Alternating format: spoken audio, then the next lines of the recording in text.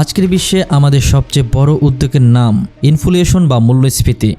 আপনি চাল কিনতে যান বা স্মার্টফোন, সব কিছুর দাম গত 2 বছরে আকাশচুম্বী। কিন্তু কেন? শুধু কি চাহিদা আর যোগানের খেলা, নাকি পর্দার আড়ালে বড় কোনো দাবার চাল চলছে? নিত্যপণ্যের এমন চড়া দামে আয়ের সঙ্গে খরচের হিসাব মেলাতে রীতিমতো হিমশিম খাচ্ছেন সাধারণ মানুষেরা। আজ আমরা শুধু উপরিভাগের কারণ নয়, বরং গভীরে গিয়ে দেখব কেন আপনার পকেট খালি হয়ে যাচ্ছে এবং ইরান ইসরায়েল সংঘর্ষ এই আগুনে কিভাবে ঘি ঢালছে। দ্রব্যমূল্যের ঊর্ধ্বগতি মৌলিক ও অপ্রকাশিত কারণ। প্রথমত, ফিয়াট মানি এবং অতিরিক্ত মুদ্রণ।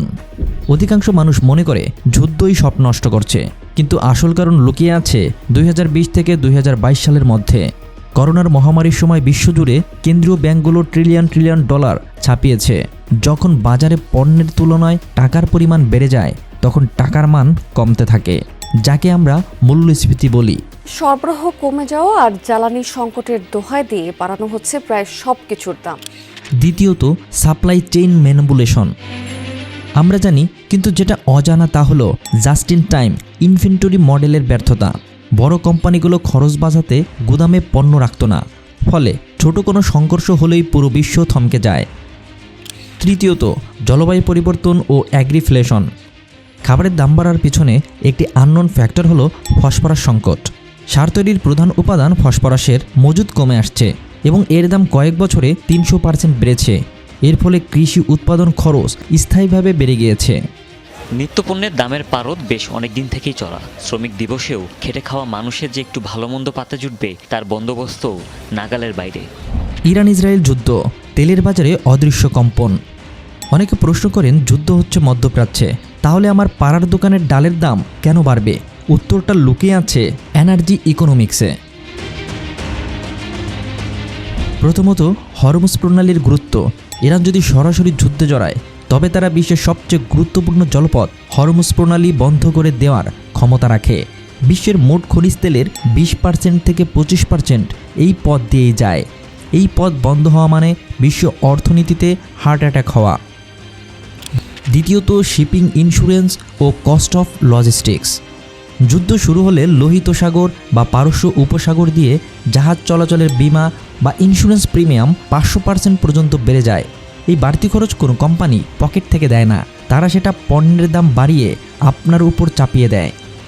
তৃতীয়ত, ইরান ও চীনের গোপন সম্পর্ক। একটি অজানা তথ্য হলো, ইরান চীনের অন্যতম বড় তেল সরবরাহকারী। ইরান ইসরায়েল সরাসরি যুদ্ধ মানেই চীনের জ্বালানি নিরাপত্তায় আঘাত। চীন যখন অন্য উৎস থেকে তেল কিনতে যাবে, তখন বিশ্ববাজারে তেলের চাহিদা ও দাম তরতর করে বাড়বে। ভূরাজনৈতিক দাবার চাল, খাদ্য যখন অস্ত্র। ইরান বিশ্বের অন্যতম বড় ইউরিয়া ও সার উৎপাদনকারী দেশ। ইসরায়েল ও ইরানের মধ্যে উত্তেজনা বাড়লে বিশ্বব্যাপী সারের সংকট দেখা দিবে। সারের দাম বাড়লে চাল, গম ও ভুট্টার দাম বাড়বে, যা সরাসরি আপনার খাবারের থালায় প্রভাব ফেলবে। বাংলাদেশের সংস্কৃতিটা এমন হয়ে গেছে যে কোনো একটা জিনিসের যদি দাম একবার ঊর্ধ্বমুখী হয়, সেটা ঊর্ধ্বমুখীই থাকে, এটা আসলে আর কমে না। ইসরায়েল বিশ্বের অনেক গুরুত্বপূর্ণ চিপ ডিজাইন এবং টেকনোলজির হাব। যদি ইসরায়েলের সাপ্লাই চেইন ব্যাহত হয়, তবে ল্যাপটপ, গাড়ি বা স্মার্টফোনের দাম আরও এক দফা বাড়বে। কেন এই পরিস্থিতি সহজে কাটবে না? এখানে একটি গভীর সত্য আমাদের বুঝতে হবে। বিশ্ব এখন ডিগ্লোবালাইজেশন বা বিশ্বায়নের বিপরীত দিকে হাঁটছে। দেশগুলো এখন একে অপরকে বিশ্বাস না করে নিজেদের মজুদ বাড়াচ্ছে। দেশগুলো আগাম খাদ্য মজুদ করছে, ফলে বাজারে কৃত্রিম সংকট তৈরি হচ্ছে। আরেকটা বিষয়, কারেন্সি ওয়ার। ডলারের বিপরীতে স্থানীয় মুদ্রার মান কমে যাওয়া একটি বড় কারণ। ইরান ইসরায়েল যুদ্ধের অনিশ্চয়তা বিনিয়োগকারীদের ডলারের দিকে ধাবিত করে, ফলে অন্য দেশের মুদ্রা আরও দুর্বল হয়ে পড়ে। পরিশেষে আমরা বলতে পারি, দ্রব্যমূল্যের এই বৃদ্ধি কোনো একক কারণে নয়। এটি অতিরিক্ত টাকা ছাপানো, সাপ্লাই চেনের দুর্বলতা এবং ইরান ইসরায়েলের মতো ভূরাজনৈতিক অস্থিরতার এক মারাত্মক সংমিশ্রণ। ইরান ইসরায়েল যুদ্ধ যদি বড় আকার ধারণ করে, তবে আমরা হয়তো দশকের সবচেয়ে বড় অর্থনৈতিক মন্দার সম্মুখীন হতে পারি। তাই এই বিষয় ব্যক্তিগত পর্যায়ে সঞ্চয় বাড়ানো এবং অপচয় কমানো ছাড়া সাধারণ মানুষের হাতে খুব বেশি বিকল্প নেই। অর্থনীতি কেবল সংখ্যার খেলা নয়, এটি আমাদের বেঁচে থাকার লড়াই। পরবর্তী সংকটের জন্য আমরা কি প্রস্তুত?